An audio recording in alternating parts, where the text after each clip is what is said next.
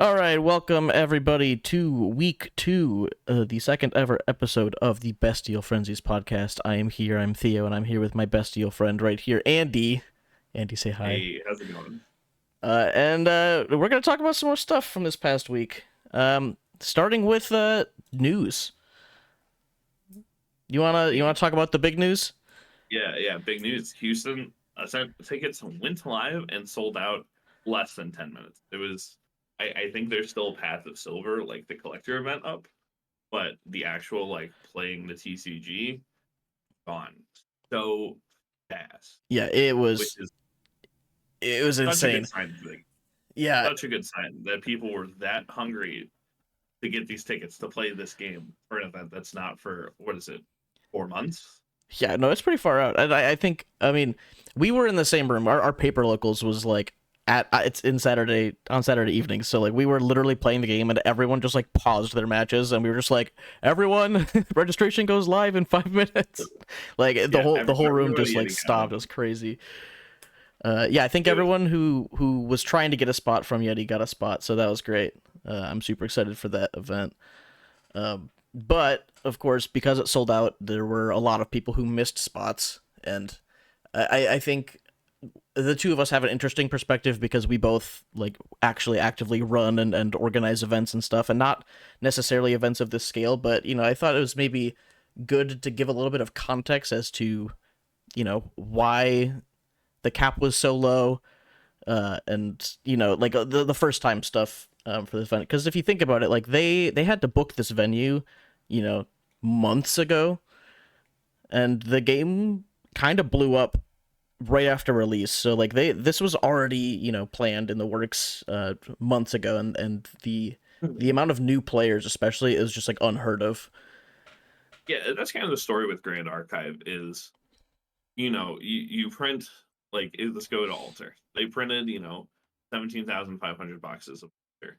And so many, in 99% of situations with the new card game, especially since we already had the Kickstarter product come out that's essentially the same product, that's might be too much product. And just in this situation, the game's so good, it's got so much hype. It wasn't enough product. So stores are running out, all that stuff. Same thing with this. They have to plan this stuff, like you said, months in advance. Like you have to get this venue, and like at some point, moving the venue or like increasing the size of the venue just isn't an option. Like we were talking a month ago with the devs, and it's like I think it might sell out. I think it could sell out, but I think it'll be like later down the line, or like I mean, they were even thinking it probably wouldn't sell out before the event, and the Yeah, fact that it's out so fast, it's like for a new card game, again with no IP behind it, this stuff is unheard of. Like in most situations, this room, 256 people for the main event plus Path Silver and stuff, is more than enough. And just it happens. Like it's such a good thing for the game because you don't want the opposite where they only get like 80 people and you're like right. Yeah, happening. But you know there are contracts with these venues and stuff to where it's not like you can just buy another room. Like a lot of this is planned out way in advance. We're still kind of seeing from the pandemic where there's so much demand for these spaces where increasing the size just might not be an option. There might be another place, there might be another convention going on or another like meeting going on at the same time in the same place.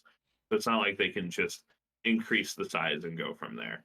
They're kind of locked into what they have.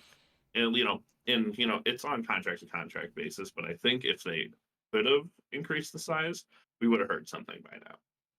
yeah, absolutely. And I think from their perspective, like it makes so much sense to play the first major event safe, Mhm. right? Like they didn't want to, get the biggest possible venue and then, like you said, have way less people than they were expecting, because then it's just like such a big investment for, little turnaround. But it is still really good for the game that there was this much demand for the first major event.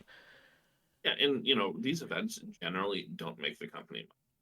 So like going all out and spending an extra 10, 20 grand on a larger space, like like I said, a lot of the time is just throwing money away. This just happened to be the time where it's like, oh wow, there's Yeah. It all sold out. I mean, like, if they knew how much the game was going to explode in the past month, a year ago, yeah, we'd have a bigger space. But Yeah. it's just unheard of how much demand this game has, which is so cool.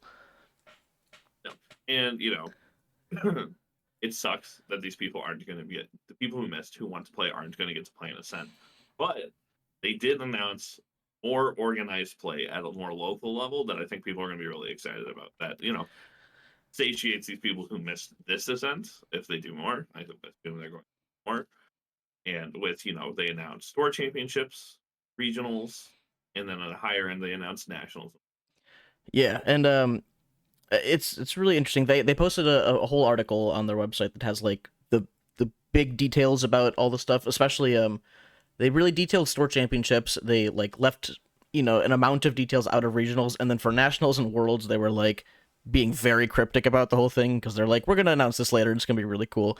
But I figured like even though the article's up and we'll post a link to it in the description, we can still kind of go over what the different tiers of the events were and sort of like what we think about them from a player's perspective. So like above your weekly local, you've got store championships. Now we don't know how often these are happening, but we do know that they're going to start happening. I think the article said July 29th is like Yeah, fairly soon. yeah. So these and these are sort of like your glorified locals, like your people aren't expected to like travel very far for them. You might drive like 20-30 minutes depending on where the closest store is to you, but these are not like weekend long events. They're not big stuff like that.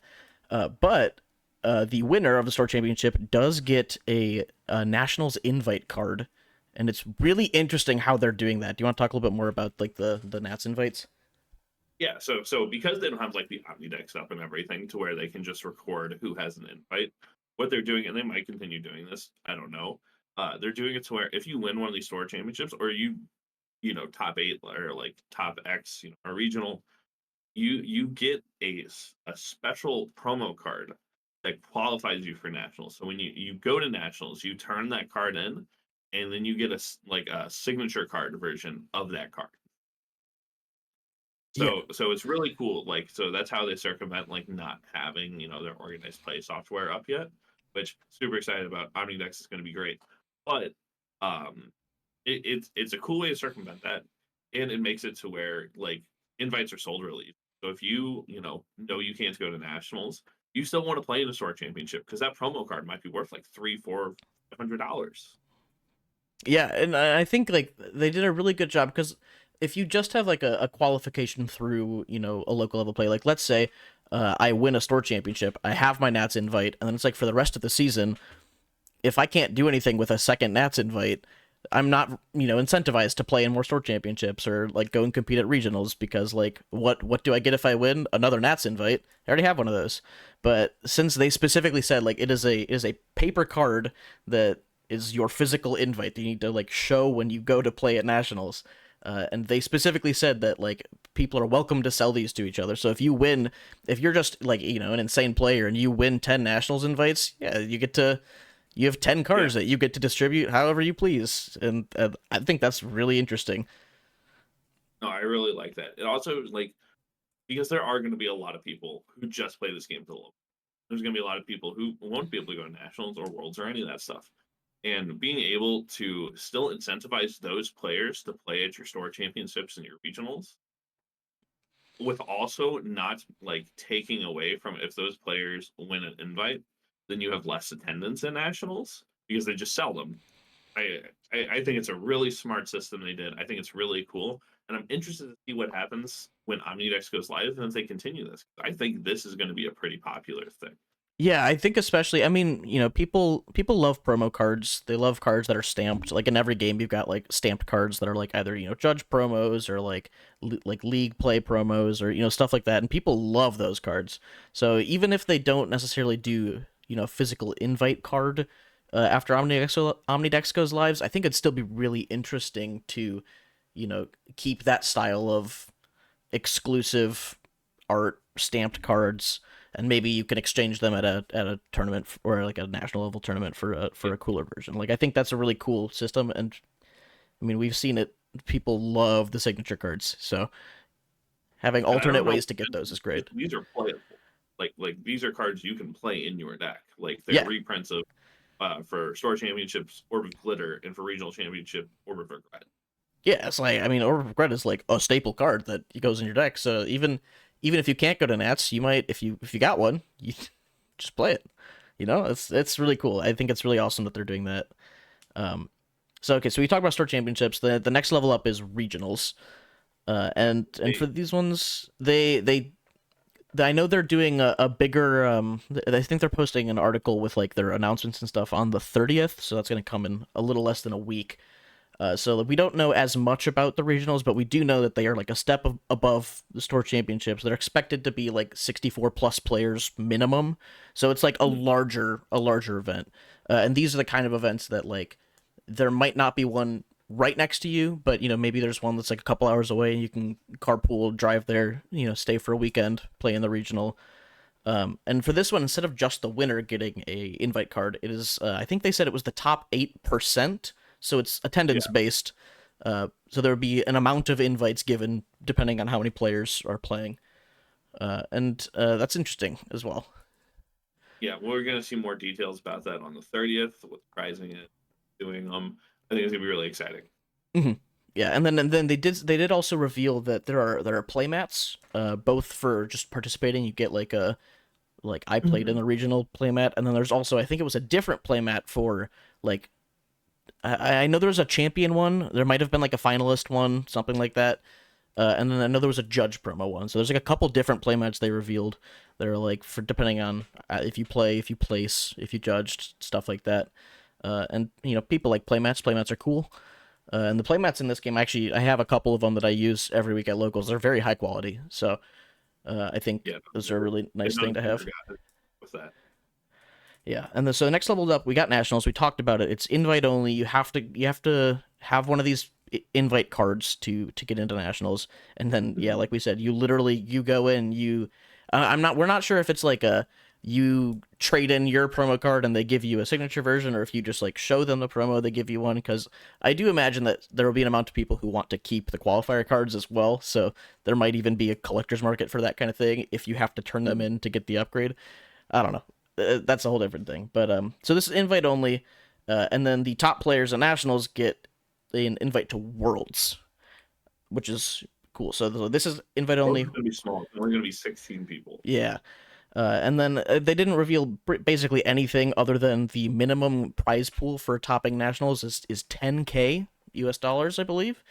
As I said, that was the minimum cash pricing, and I'm pretty sure that's going to be supplemented by like the stuff like the SP1 set. They said like all the like that's going to be mostly for pricing is Mhm. the what they make off of that. And then worlds, Mhm. yeah, like we said, 16 players. You qualify through nationals. They said there was a minimum cash prize pool of $50,000, and the winner will receive a one of one promo card. So Yeah, that's gonna be really cool. I'm really excited. yeah, I'm super excited to see more details. I know we're getting details about the regionals in about a week, and then later down the line they'll reveal more about nationals and worlds as they know more because I'm sure they only know rough details at this point anyways because those are still like a year away.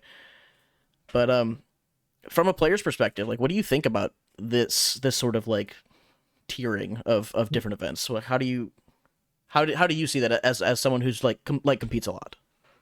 No, I love it. So one of my big complaints. So I come from like a big Pokemon background, and one of my big complaints has always been that like nationals and worlds are too easy to play in. Like I've always been Yeah. a fan of like those higher level events being invite only, and they're kind of doing how Yu-Gi-Oh does it with their nationals, where it's pretty easy to get in. Like if you're a capable player, you're probably going to be able to top eight, or get top 8% at regional. You're probably going to be able to top a store championship. I think win for store, you're going to be able to get it. So I really enjoy that. Um, Worlds being like an honor to participate in, I think it's just incredible. Like it's not that, oh, you're really good because you won Worlds. You are really good because you won Worlds, but you're really good because you qualified for. And with the minimum cash prize of being 50 grand for Worlds, you're probably qualifying for Worlds is going to pay dividends for you. It gives you incentive to play more as a player because you can. It's not that you will support yourself off playing Grand Archive, but you know, you might see professional Grand Archive players pop up if the cash pricing stays consistent.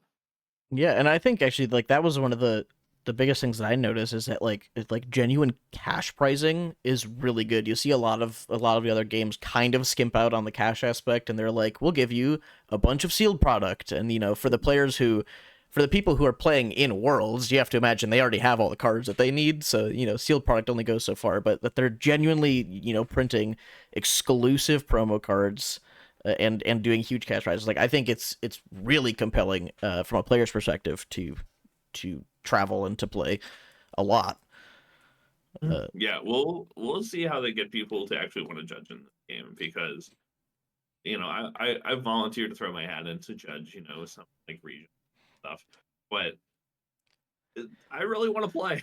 Yeah, I Like mean they're making it so appealing to play in these tournaments that it's like you better make judging really really cool. I don't know, got to do something. But it's just if really they exciting. play that is nice, but fingers crossed there's some cool cards or something. Yeah, just yeah, make a judge ally.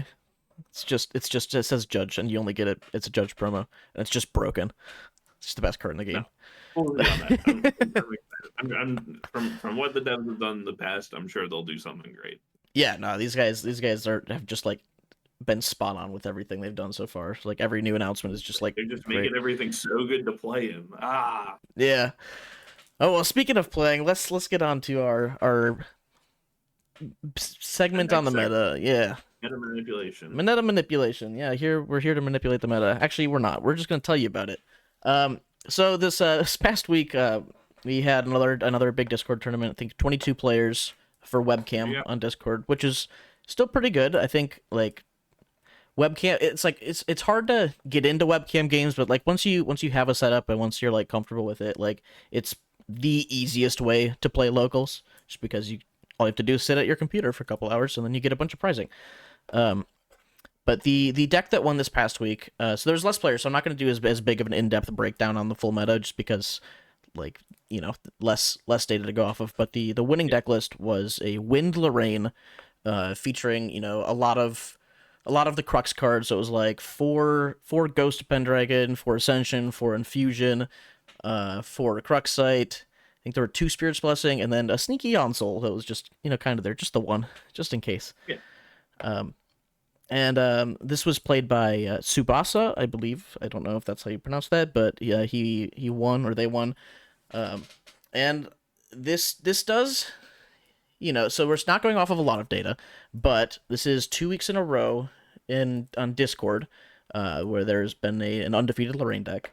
And our paper locals, actually, this is an interesting fact. On last Saturday, we had one undefeated who was also playing Wind Lorraine, and then four people went X1. Three of those four were playing Fire Lorraine. So, you start to beg the question, is Lorraine too good? What do you think? I too good. I don't think Lorraine is too good. I think it is acceptable in a card game, especially a new card game. I mean, not even in a new card game. I think it's acceptable in a card game to have, a hero or a champion or an archetype that is the most popular. And if for this game is still fairly new. This game is 3 weeks old. Oh, but you can tell me people have been testing for way. No, this game is 3 weeks old. More games have been played in the last 3 weeks than in the Mhm. lifetime of the game. Yeah, absolutely. So people are still figuring out the meta. Like you can't expect people to jump in and like break the meta immediately because especially without big tournaments going on, like everything's divided into little local patches. And Discord and webcam events are all still those little local patches. hmm Yeah, like So like you play and you build for a meta that you're expecting. So as soon as you start playing the same number of players over and over again, you're gonna start playing decks differently and building decks differently to play into that field a little bit better. and Lorraine is the easiest champion to jump into this game with. Absolutely. Like bar none. Like it's the strategy people are used to in other card games. It's there's a little bit control aspect, there's a little combo, but for mostly it's a warrior. You got weapons. It's what people want to do when they play this game. And a lot of lists we're seeing, like Win Lorraine, isn't too far off from just what the starter deck is. You know, that's Like, what I think the crazy thing is, right? Is like this build of Wind Lorraine that is like has a lot of hype behind it, has a lot of players really like it. It's kind of just the starter deck on steroids, right? It's Wind allies, and then you have Ascension and like that kind of stuff. I mean, like Prismatic Edge was printed exclusively in the starter deck. Like they yeah, built that combo into the starter deck. Of course, that's going to be the first thing that people really want to play. yeah, exactly. And when you have Fire Lorraine, that's different. It's a different build, it's a different archetype, essentially. But like, like it would be weird if Lorraine wasn't the biggest deck we were saying. And we see some Rye, which isn't the other starter deck. We get three champions in the starter deck. They'll be pretty underpowered right now. I can't figure out a way to make it work. I think you have a lot of potential in Fire Xander and Water Xander, but that's not in the starter deck. Mhm. That's not, especially, that's not what people were playing in Discord. That's not what people have been testing. So if you're like Yeah. jumping in, you're actually looking at the list, it's like, when it gets right down to it, a lot of Discord has been on Tabletop Simulator, and people don't like Tabletop Simulator. No. So you have like a solid like 10, maybe 12 people tops actually like playtesting and doing this stuff like pretty seriously. And those are the Mhm. people who are going to do well in Tabletop Simulator tournaments. And so if they're like ignoring an archetype like maybe like Water Xander or Fire Xander, then you're going to be missing, as a new player, you're not going to think those are decks. Yeah, right. Like so So far, it feeds on itself. yeah, and it's like the same field of decks is consistently doing well, but that's not. It seems like it's also partly because those decks are being played at such a higher number than all the other decks. I mean, like if we think about it from last week, Lorraine took up 65% of the field or something like that, something really high. But there was still the only Fire Xander in the entire tournament, still topped. So it's like Yeah. it's not that other decks aren't viable. It's just that Lorraine is sort of Yeah, it's a numbers game. And it's not that we're saying Lorraine is bad. Lorraine is very good very card, good. very good deck, very like Very good. yeah. I But also think you can continue. I'll get to my no, point in a it's second. just like you're naturally this early on in a game gonna see less Xander because the cards are less accessible. Yeah, Especially if people are having trouble finding product too. You know, not only are the cards less accessible, it's like you're not like buying boxes and I have all the Water Xander cards I'm gonna build. You're probably gonna build what you have in front of you, which are the starter deck. yeah, right. You get a lot of the cards on starter decks. I was Which kudos also to those, by the way, of making the starter decks really. I love it when like sealed decks like that, like precons, are full of playable cards. It's so good for any game. I was just also gonna say about Lorraine in general is that like it's not just one variation of the deck that's very popular, right? And so like because of how deck building in this game works, like you can play Lorraine, but you can play there's like, six different versions of Lorraine you can play. You can play like Fire Ascension, Fire Onsol, Wind Ascension, Wind Ally Rush, Water on like you can play so many they're all Lorraine still. So like saying Lorraine is OP, it's like, well, there's more nuance to that. That like Yeah. but I'm very curious to hear everyone's thoughts on this. I know like in the main GA Discord there's been a lot of discussion about cards, individual cards that might feel overtuned, certain strategies that feel better than others, and I'm very curious if anyone out there disagrees with us, which I'm sure there will be people who are like, nah, Lorraine is the most busted card ever printed, or like, this Lorraine deck is insane. I would love to hear people's arguments, and maybe we can, touch back on this point next week and be like, this is what people think about this, and here's I love discussion. I want to hear people talk about it because that's also how you progress the meta. Is you talk about what you think is really good, and then you're like, well, is there counterplay to that? All that kind of stuff. So, um, I just think it's a very interesting conversation to have, and I would love to have it. Yeah, the meta is not solved. I will leave it at that. The meta is not solved because there's there's a lot of different metas right now. Yeah, every Especially for championships and stuff. If every single deck winning is Fire Lorraine, then that's one. But right now it's like I I I think it's a little short sighted to put all of all of your weight and how the game is doing in terms of meta into tabletop simulator tournaments. Because like a deck like Water Sander is miserable to play on tabletop simulator. It's awful. Mhm. Like I won't play it on tabletop simulator because it takes so long. Yeah, resolving So an I idle mean, thoughts on tabletop sim is it's too difficult for what it's worth. yeah, it's just the meta's not solved yet. There's still a lot to do. There's still a lot of the game is 3 weeks old. There's still a lot of Grand Archives to be played and a lot to be discovered in this game too. But put your thoughts in the comments. Blah blah blah. Yeah, we just want to hear about it. We want to talk about it more. Meta's not solved. Ended with that. Now you know what's also not solved. Oh, I mean, hold on. We might have a lot of the decks that are good in our radar already, but the meta's not solved. No, no, no, no. You know what else isn't solved? Now I'm going to do my segue. The market. Market's going crazy. Dude, market's going crazy. So this week we had so we're gonna start with cards that went up. Yep. Dungeon Guide. Let's start with Dungeon Guide. Uh, DG. Dungeon Guide is now up in the $25 to $30 range.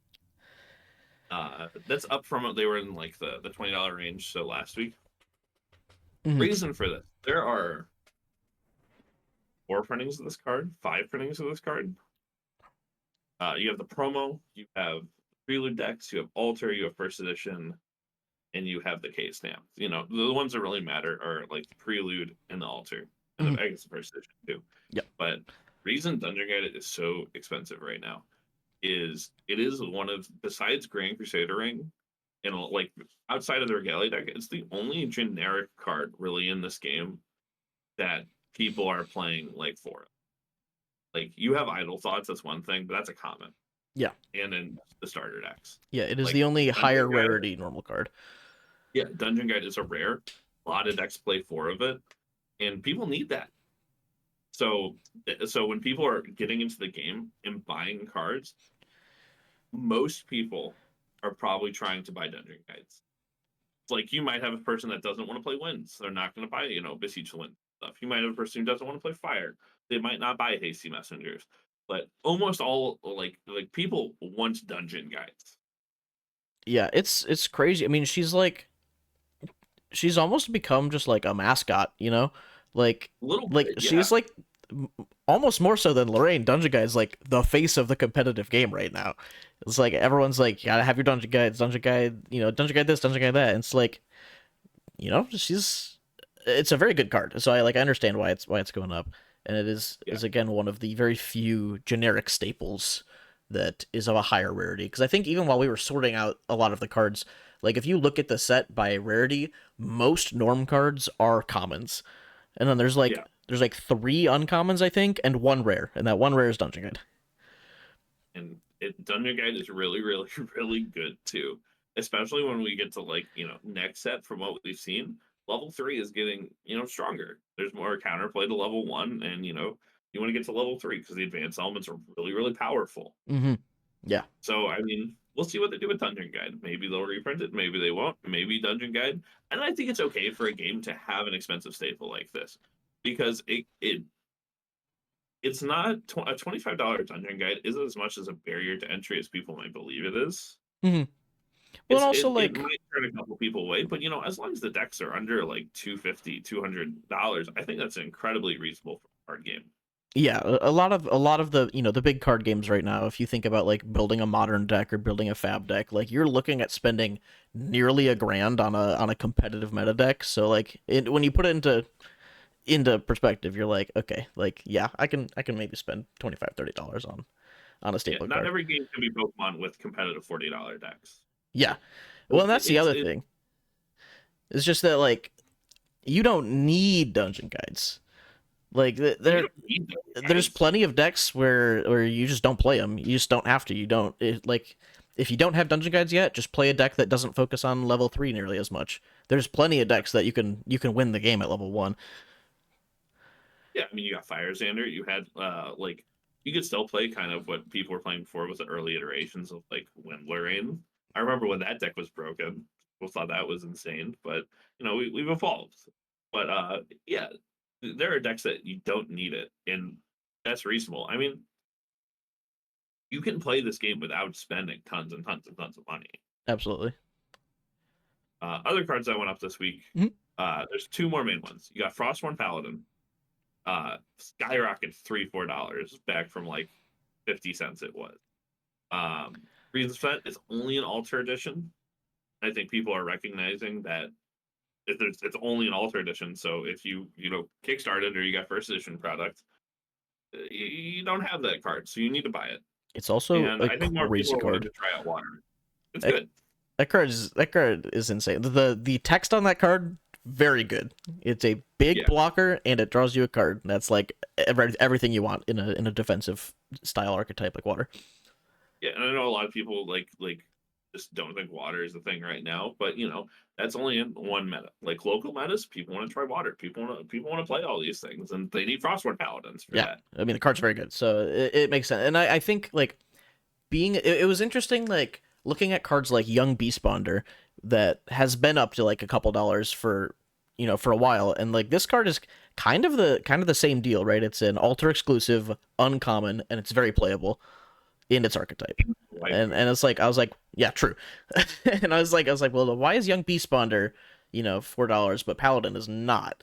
And now, I mean, it makes sense that the price went up because I mean the card's been good, so Yeah. Last card I want to talk about: first edition Grand Crusaders ring. We've slowly been seeing those go up in price, but like this last week, we've seen like a big jump to where there was a sale on TCG Player at 149.99, there was a which is second one this morning, I think. insanity, Yeah. crazy. And it's what it's showing is people are valuing first edition non-foil cards at a premium, and we've seen that before. I mean, even in like the commons and uncommons, you might see some of those go for like $1, $2 versus bulk for unlimited or for alter. And with the other URs, I mean, Tome of Sacred Lightning, the alter edition version is like $3, but the first edition version 21. And they're not selling a ton. First edition is not selling in the volume at the speed that alter is, and that makes Mhm. sense because it's the same card, but it's more expensive. But we are seeing some sales, and we are seeing the prices hold. So there's something to say about that, Mhm. where people do value not just the first edition foils, but the actual first edition non-foil. Yeah, and I think that like especially where it's big is like in the ultra rares and stuff that have alternate arts out of first edition, where you know if you can, it's kind of a cool flex to use a first edition ring as opposed to an alter ring because you're like, ooh, look Yeah, at the art. The art's different, right? It's like that little bit of like I've got a cool card, and even if you're not, you know, it's like the next step up of if you're trying to bling out your deck, right? You if you don't want foils because that's the big. Some people actually just don't like playing with foils. I do like playing with foils. I think they look nice, but that's just me. And if you have a Grand Crusaders ring and you're like, I want to rarity bump this, but I don't want to buy an ultra foil for a couple $100, it's like, well, you can buy the first edition non foil. It's still cooler, in some people's opinions. It's still, a rarity jump on the card, still different, but it's not as crazy. It's just interesting. I think the alters especially is where most of the first yeah, ed sales are coming from. yeah. No, that's a good perspective on that. It's just another way to bling out your deck. It's one step up, Yeah, and the then you next got the next foil step up. first edition all the way to the moon. Yeah, yeah. Whoever's playing the foil first ed rig, I respect you. I love it. I'm here for it. So let's go on. I want to kind of touch on expected value of altar boxes. I want to try to do this every week, just kind of keep people in mind where everything is. It's like almost exactly the same as it was last week. It's like uh, I don't actually have the number in front of me, but it's like $2 less. I did the math and I left it in my phone. But so everything is staying pretty steady. We talked about cards that had a jump. You have Frostborn Power jump. You have a Dungeon Guide had a jump. All the foil prices are staying pretty consistent. You have those jumps. One thing that's causing a little bit of a loss with those jumps is you have bulk rares with still selling, but starting to slip down. where something like Conduit Mage, where last week was $1, now is like 40 cents. So going forward, we might start doing it to where we, even though those are selling pretty consistently, they're not quite at the range I'd like to include in expected value. So we might take that out because something like a Crystal of Argus, pretty hard to sell and it's pretty Yeah. hard to even want. So we'll adjust. But if you're coming in this game with absolutely nothing, or you're opening this game to sell, so basically if you're opening a box, you're still expecting, not including commons and cheap uncommons, still about $133 worth of value out of your box, which is still really good for the game. I mean, I Mhm. think it's important to include all those numbers and figures still, but I wanted to give a little bit of perspective onto why the expected value dropped, and maybe something we'll keep an eye on going forward. Yeah, and that's of course if you can find a box. They're Yeah, becoming I harder and mean, harder to find. booster boxes on TCG Player, I'm not going to call them $100 yet because they're like 99.38 with $1 shipping. So when they sell, it comes up as 99.38. But we do have sales above $100, and anyone buying one box at 99.38, it shows up at 99.38, but they're 100 boxes of Alter are like officially $100 on TCG Player, which is incredible. When It's people pretty were good. worried about, oh no, this game's gonna be we people can't be selling below map, and now it's at $100. Yeah. Incredibly impressive. Yeah, I mean, I do think, and the crazy thing is, like, the boxes are up to the $100 mark, but the EV is still like a good chunk above that, which is crazy. Like, even though the boxes are selling, for higher than they have been, like, you're still expected more than that in value. I mean, and not even like major chunk of that's from your foils or your CSR. I mean, the CSR only contributes about $16 to the expected value. So if you take that away, you're still well above 100. The non-foil value out of your box, because SRs are so high, Grand Crusaders ring still pretty steady. You know, you're still expecting, like almost $80 a night. So even if you're not a foil guy or a foil person, you're still getting a good amount of value from that. And a lot of people want foil, so you're able to trade if you want. Yeah, no, people value foils very highly. They're very good for trading. Just based on like the number of like decks people are building and cards that people want, either to just own or collect. Like even if you pull three foils that you don't need, chances are someone probably wants them for something, and then you can either sell it or trade it, and it's just way easier to move that way. Okay, so the very last thing I want to touch on, just really quick, are the 2022 promos, Ah, yes, because they of are course. absolutely exploding. I'm just going to go through this really quick, and I want everyone to keep in mind with these numbers is there's not a lot of these promos on the market or out there right now. So all these sales data come from TG Player and what's up, but these are all actual sales that have sold. So something like, and we've seen, we're gonna start with Dungeon Guide, Of the course. Dungeon Guide promo slowly been going up since release because Dungeon Guide kind of a mascot of this game right now, as we touched on before. Uh, non-foils are about $100, which is crazy. I wish I wouldn't have given two away to Mitch, but we had a foil sale at $699.99, and I have nothing showing me that to point to that isn't a real sale, but it is one. So that one person might be the only person who wants to buy at that price. But we do actually have a sale at $699.99 for that card. And looking around, besides one on like the marketplace Discord for 550, I don't think I've seen one for sale below 1,000, which is absurd. It's yeah, It's just absolutely it's crazy. crazy. Um, but moving on, Honorable Vanguard, non-foils like $50, no foil sales. Sink to Oblivion, with $75 sales. No non-foils listed on TCG Player. No foil sales. So if there's not a foil sale, I'm not going to touch on it because I don't want to be like the lowest listed is $500 because no It's, one's buying it. it's Who not cares? helpful. I can list it for whatever I want if it's the only one on the market. Kingdom Informant had a $50 sale for a non-foil. Bubble Mage had a $40 sale for a non-foil, and Clumsy Apprentice at 15. But all these just not a lot of promo, not a lot of listings. Like if there's not a lot of listings, like you don't need a lot of demand to really prop that up. But it's just kind of crazy seeing these promos that were like, I mean, Dungeon Guide promos were like $20 3 weeks ago. Yeah. Like I remember like someone sold a foil Dungeon Guide for like $300, and I was like, maybe I should move mine. And I was lazy, and I didn't. I'm really glad I was. Yeah. I mean, I remember back to when we were like deck building with like, Prelude had just come in and we were using like, just like, mostly Prelude cards. And I was like, I might want to get some of these promo dungeon guys because they're really cool. And you were like, they're like 10, $15 right now. And I was like, I don't know if I want to drop 10, $15 on a plate, like on, a Not dungeon regular. guide. Yeah. Now I'm like, man, I really wish I would have bought all of them from you. But Yeah, no, it's wild. it's so hard to tell because no one could have really seen how this game exploded. And obviously, when the game explodes, especially Dungeon Guys, it was an early promo. So, like, the pop report on it is I don't actually know what the population is, but a lot of those are probably lost or destroyed or people just threw them away. Yeah, I guess that's the Like, other crazy thing, right? Is that like, they were these ones were like handed out at a convention, right? It I was think it was a merch thing.